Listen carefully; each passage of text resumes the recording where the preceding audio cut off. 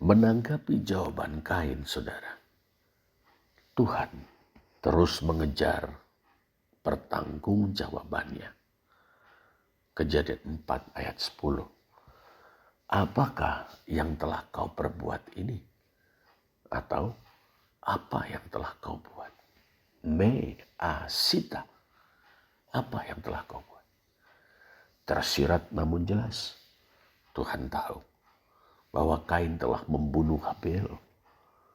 Sebab dengan menggunakan majas personifikasi, gaya bahasa personifikasi, darah adikmu berteriak dari tanah.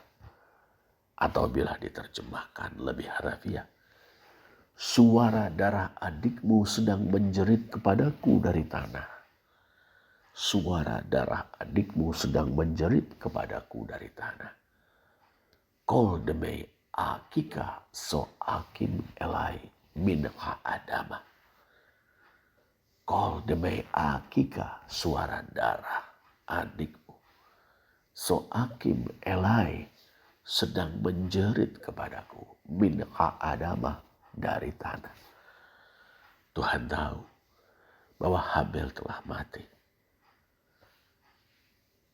Tuhan tahu bahwa Habel mati karena dibunuh oleh abangnya sendiri. Di mata Tuhan, kematian itu adalah sebuah pengingkaran terhadap tugas manusia menjaga sesamanya. Dengan membunuh Habel adiknya itu, Kain telah mengingkari tugas itu. Kemudian ia berbohong dan berdalih menyangkali tugas itu. Sesungguhnya saudara, Tuhan telah memberi amanat kepada sang manusia untuk mengusahakan dan memelihara syamar oasisnya, yakni Taman Eden. Kejadian 2 ayat 15. Dimulai dari Taman Eden, sang manusia dan sang perempuan istrinya akan membuat bumi yang tandus menjadi hijau royo-royo. Tetapi dengan mempersatukan sang manusia dan sang perempuan dalam mahligai perkawinan, Tuhan menghendaki anak-anak manusia menjadi penjaga. Shomer dari kata syamar. Sesamanya, sesama saudara, sesama manusia juga. Itu berarti tidak mencelakakan sesama. Itu berarti mengawasi dan melindungi hidupnya. Itu berarti memelihara atau merawat hidupnya. Dari debu tanah, sang manusia dibentuk Tuhan. Dari tanah, Tuhan menumbuhkan tetumbuhan dan pepohonan. Dari tanah, Tuhan membentuk hewan-hewan.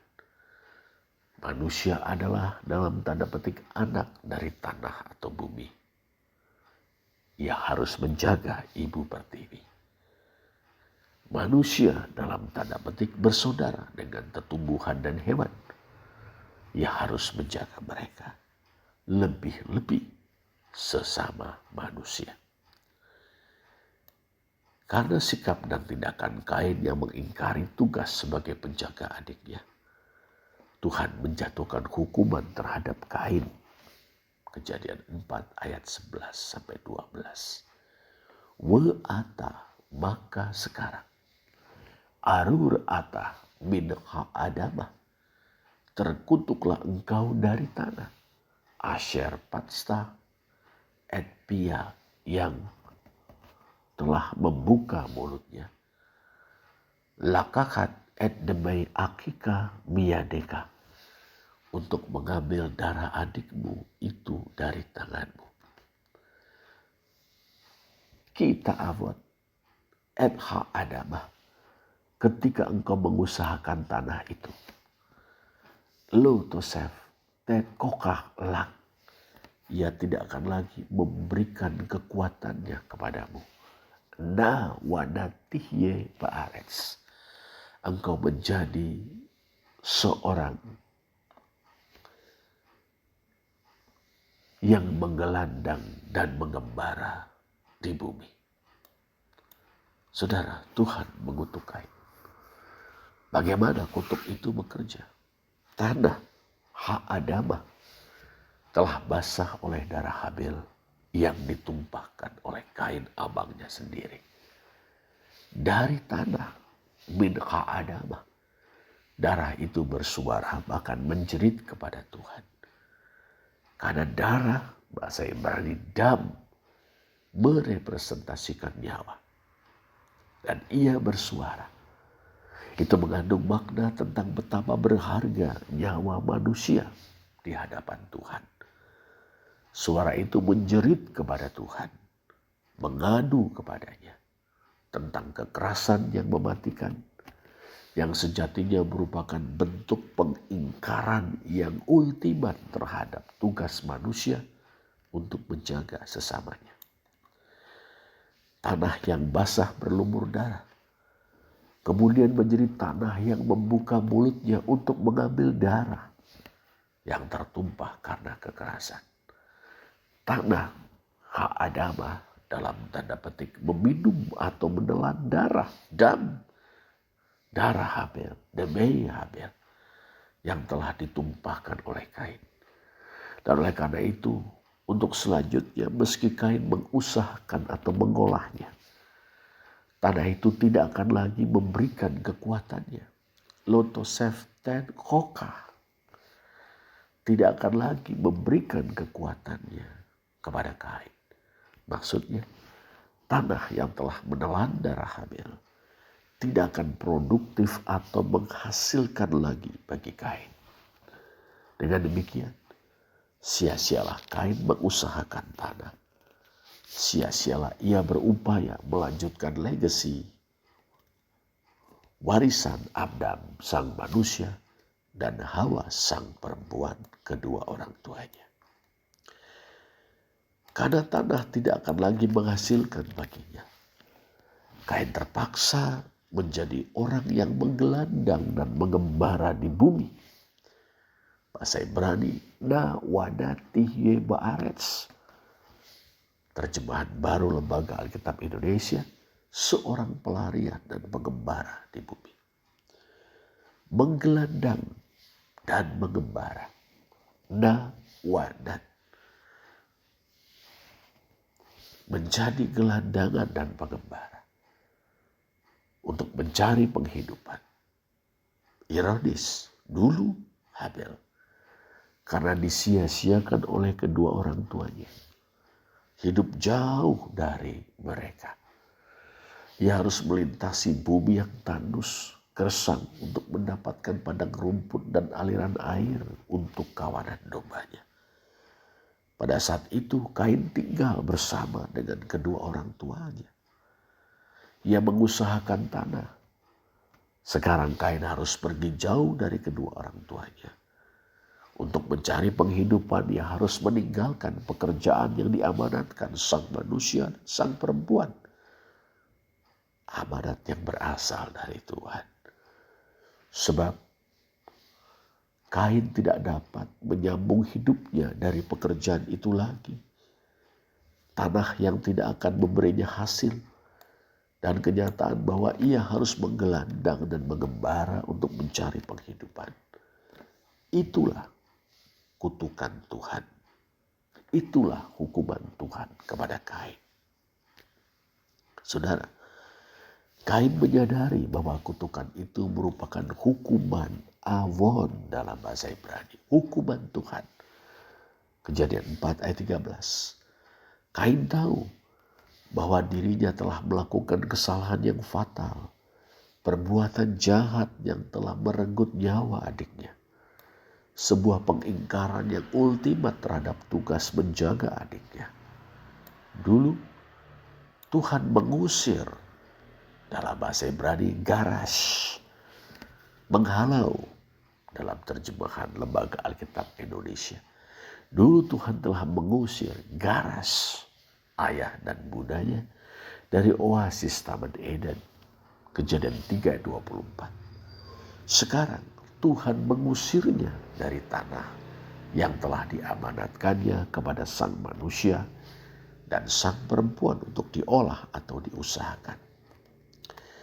Lihat, hen dalam bahasa Ibrani, lihat kata Kain kepada Tuhan. Kejadian 4 ayat 14. Engkau telah mengusir aku hari ini dari atas muka tanah ini. Gerasta, dari kata garas. Gerasta oti hayom me'al pede ha'adamah. Dulu, salah satu tujuan Tuhan mengusir sang manusia dari oasis Taman Eden adalah supaya mereka mengusahakan tanah dari mana ia diambil. La'avod en ha'adamah asyir lukah bisham. Kejadian 3:23. Oleh karena itu, ada unsur pengutusan dalam pengusiran itu. Dengan mengusir sang manusia dari oasis Taman Eden, Tuhan mengutusnya untuk mengusahakan tanah. Maksudnya, supaya dengan bersusah payah dan berpeluh. Ingat Kejadian 3:17 dan 19. Supaya dengan bersusah payah dan berpeluh untuk membuat bumi yang tandus menjadi hijau royo-royo, sang manusia dapat menyambung hidupnya. Lantas bagaimana dengan pengusiran Kain? Tiada unsur pengutusan sama sekali. Dulu, saudara, setelah makan buah dari pohon pengetahuan tentang yang baik dan jahat, sang manusia dan sang perempuan menyembunyikan diri mereka dari wajah Tuhan. Wayit kami, bifne Yehuwa. Wayit kami, bifne Yehuwa. Wayit kami adalah pola hitpael dari Ka'bah, menyembunyikan diri. Kejadian 3:8. Sekarang, dengan terusir dari tanah yang semula diolah atau diusahakannya dan menjadi gelandangan dan pengembara, Kain merasa bahwa ia telah tersembunyi dari wajah Tuhan. Dan dari wajahmu aku tersembunyi. Umi pandeka esater. Umi pandeka esater. Dan dari wajahmu, umi pandeka, esater, aku tersembunyi. Esater, pola nifal dari satar. Dalam kasus Adam dan Hawa, saudara, mereka menyembunyikan diri, Ka'bah, dari wajah Tuhan. Karena takut gara-gara telah melanggar firman-Nya. Lihat Kejadian 3:10. Dalam kasus Kain, ia tersembunyi, satar, karena diusir gara-gara telah mengingkari tugas sebagai penjaga adiknya. Kita teringat pada Yesaya 40 ayat 27 dalam hal ini, yang merekam perkataan orang Israel atau Yehuda yang sedang berada di dalam pembuangan Babel. Jalanku atau hidupku tersembunyi dari Tuhan. Nistera darki Yehuwa. Nistera, tersembunyi, berkata dasar, satar. Artinya, tidak diperhatikan atau tidak dipedulikan oleh Tuhan. Oh, dengan mengusirku, seakan Kain berkata, Tuhan tidak akan memperhatikan atau mempedulikanku lagi. Kemudian Kain berpikir lebih jauh.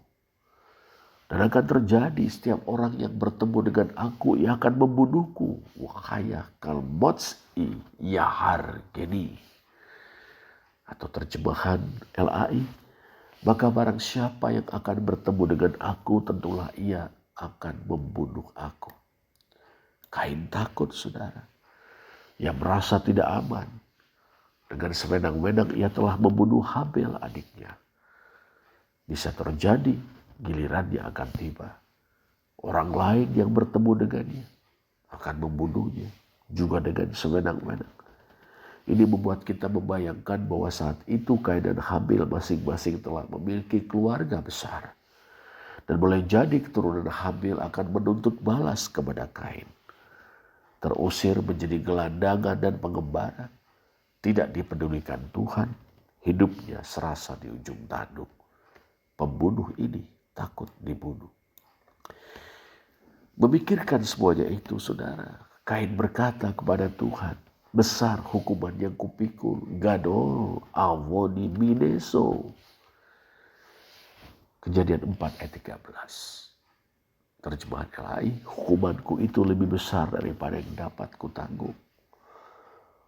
Tuhan pun berfirman kepadanya di ayat 14, kalau begitu setiap orang yang membunuh Kain akan dibalas 7 kali lipat. Laken kal horek kayin shif atayin iyukam. Laken kalau begitu kal horek kayin, setiap orang yang membunuh Kain atau siapapun yang membunuh Kain, shif atayin iyukam, akan dibalas 7 kali lipat. Terjemahan LAI, barang siapa yang membunuh Kain akan dibalaskan kepadanya 7 kali lipat. Tuhan menghukum Kain karena telah membunuh adiknya. Tapi Tuhan tidak berkenan putra sulung Adam dan Hawa itu dibunuh oleh sesamanya. Oleh karena itu, Tuhan menegaskan bahwa siapapun yang membunuh Kain akan dibalasnya 7 kali lipat. Untuk itu, Tuhan menetapkan untuk Kain suatu tanda supaya setiap orang yang bertemu dengannya tidak membunuhnya. Wayasem lakayin oth lebilti hakot oto kalmots oto wayasem lakayin oth lebilti hakot oto kalmots o. Terjemahan AI, ia menaruh tanda pada Kain supaya ia jangan dibunuh oleh barang siapapun yang bertemu dengan dia. Berupa apa tanda atau ot dalam bahasa Ibrani? Berupa apa tanda itu? Sayang sekali kita tidak mengetahuinya. Mungkin bisa kita bandingkan dengan tanda perlindungan ilahi yang tertera pada dahi orang-orang yang tidak bersalah di Yerusalem dalam Yeskiel 9 ayat 4-6. Tanda lahirnya itu akan membuat orang lain tidak akan memperlakukan Kain dengan sembrono atau sewenang-wenang. Saudara, dengan terusir dari tanah yang selama ini diolahnya dan menjadi gelandangan dan pengembara, Kain menjalani hukuman dan sangat menderita. Barang siapa membunuh Kain akan dijatuhi Tuhan hukuman yang mendatangkan penderitaan yang jauh lebih besar daripada yang dijalani oleh Kain. Sejatinya, Tuhan tidak menghendaki kesewenang-wenangan, kekerasan, dan pertumpahan darah di antara umat manusia. Sejatinya, Tuhan menghendaki manusia menjadi penjaga bagi sesamanya. Nah, saudara, berbekal janji Tuhan dan tanda perlindungan yang diberikannya, Kain pergi dari hadapan Tuhan. Wayetse milfnei Yehuwa. Kejadian 4 ayat 16a. Menggelandang dan mengembara, Kain tiba di suatu kawasan di sebelah timur Eden, Kidmat Eden. Ia menetap di sana. 4 ayat 16b. Not sendiri berarti penggembaraan. Tentu Kain sendirilah yang menamai tanah itu tanah Nod atau negeri Nod. Tanah Nod berarti tanah penggembaraan yang didatangi, dijelajahi, kemudian didiami oleh Kain sebagai seorang pengembara. Tuhan melindungi Kain dalam pengembaraannya. Meski terusir dan pergi dari hadapan Tuhan, Kain tidak tersembunyi dari wajah Tuhan. Ya, Tuhan peduli kepadanya. Dengan apa yang diperbuatnya terhadap Kain, saudara, Tuhan menjadikan dirinya contoh bagi manusia untuk menjadi penjaga bagi sesamanya. Terpujilah Allah. Amin.